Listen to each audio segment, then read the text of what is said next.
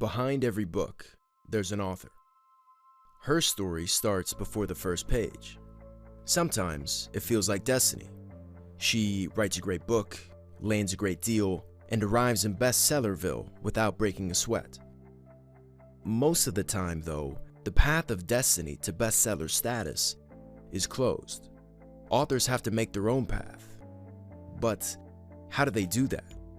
My name is Mason Ingle. I'm a writer, and I'm searching for the fast track to the New York Times bestseller list. Really, I've been searching for years. I wrote my first novel my senior year of high school. I finished it, had a copy printed, and used the dedication to ask my then girlfriend to prom. After that, I decided I wanted real copies to be printed. I wanted to be a bestseller, but I had no idea where to start. The big hit at the time was The Martian by Andy Weir. I'd read that Andy's journey to publication had been unique, and it had worked uniquely well.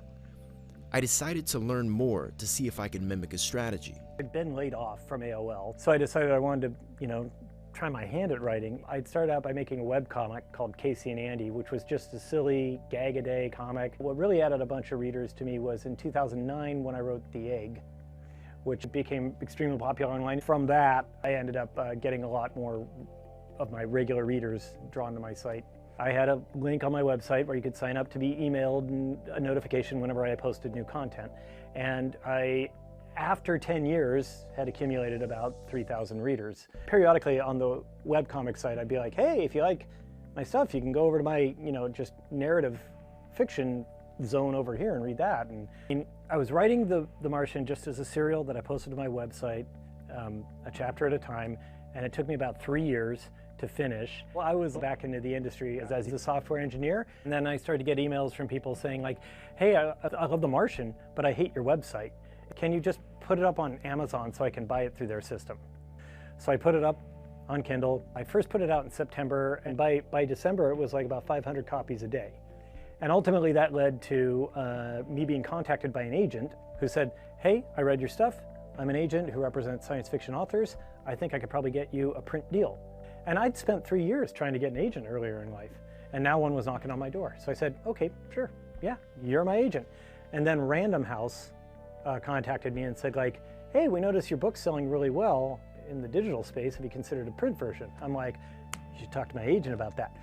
And then representatives from 20th Century Fox said, we want to buy the film rights to your ebook. And I'm like, talk to my agent? The film deal and the book deal both came together 4 days apart. And that was a pretty stressful week to me because, of course, at the time I was still working at my day job as a software engineer. So I'm in there, fixing bugs and then running off to take a call about my movie deal and back to fixing bugs. I bungled into success, but I think one of the things that did it was there were a couple of thousand sales fairly early on, like from my regular readers. That might have bumped it up a little bit in the algorithm to end up being suggested to people. Andy's blog seemed to be the key to his success.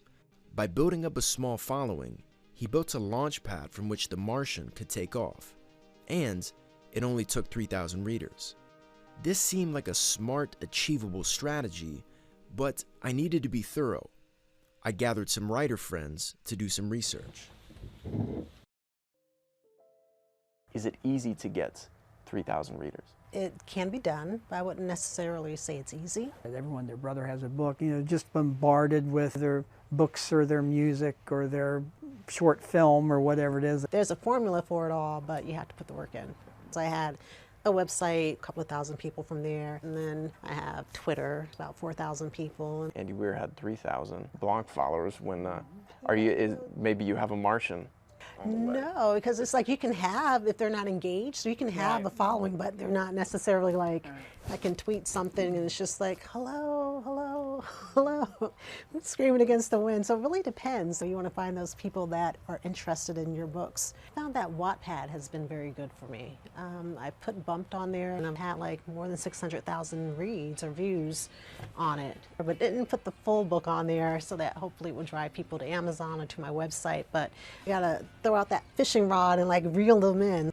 The platform really just opens doors. It allows people to find you who may be interested in your book. My daughter's in the publishing business, so we can talk about it. And she works at a publishing house, and her boss read my book, and she really enjoyed it. And she was like, hey, do you want to get it out there to more people? I'm like, yeah. So she's like, could I recommend you to an agent? I was like, sure, you know, like definitely.